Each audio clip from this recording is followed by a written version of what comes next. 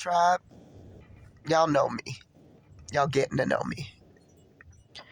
I wanted to let y'all know I haven't forgotten y'all. I had a really good project. Well, not had. I have a really good project that I'm working on concerning the rightful rulership. You know, Torah is a really interesting book, man. I wish I had picked this book up sooner. Because there was hidden in it things. And I got to tell y'all, this book is not as big as it looks. When you start figuring out the rightful rulership, you'll understand the book. When you start realizing how our kings are chosen, who appoints kings, you'll figure this book out. I'm working on something to help y'all figure that out. Okay?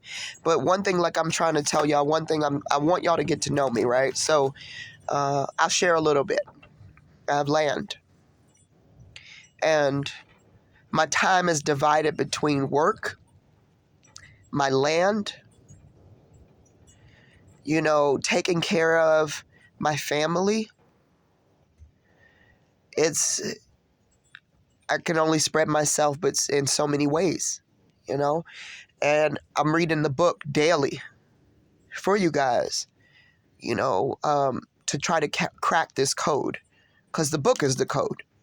You know, there's stuff hidden in this book that y'all wouldn't understand, right? So when I say that, it's not to say that y'all have a limited understanding. That's not what I mean. What it is I think that we have been so distracted. So distracted by life. You know, as Israel, we don't have a lot of time. Our time is commissioned, you know, between work, between life, between the kids. So the Most High sat me down. Our Creator sat me down so I could read for us. And I'm doing it. I just try to think of different ways to kind of draw you guys in so you guys can really latch on to what I'm finding. Because everyone that comes before us isn't ordained. Every king that came before us was not chosen, even if they wrote in this goddamn book. You got to realize that, y'all.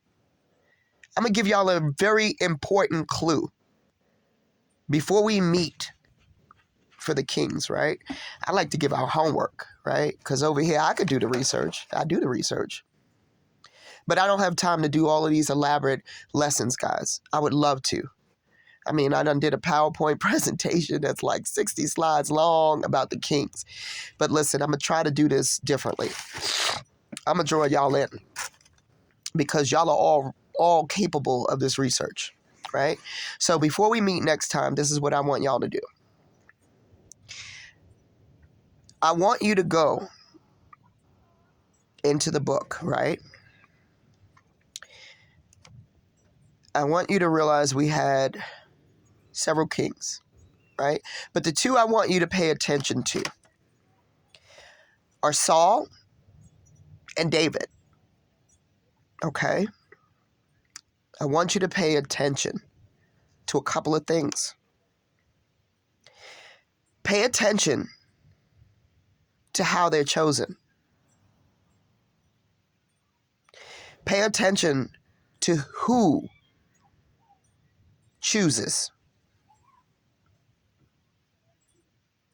Pay attention to the separation of power. See? Because I think what the Creator was trying to do was to make sure that he had the separation of power. Right? So there could be no opportunity to corrupt. All right? So when I say that, the priest is the priest. The king is the king. The king can't function as the priest. The priest can't function as the king.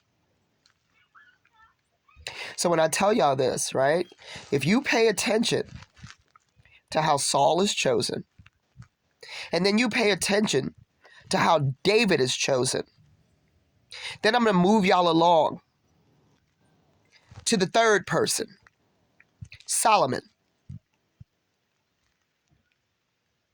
I want you to pay attention to how Solomon is chosen. And I want you to tell me who appointed him.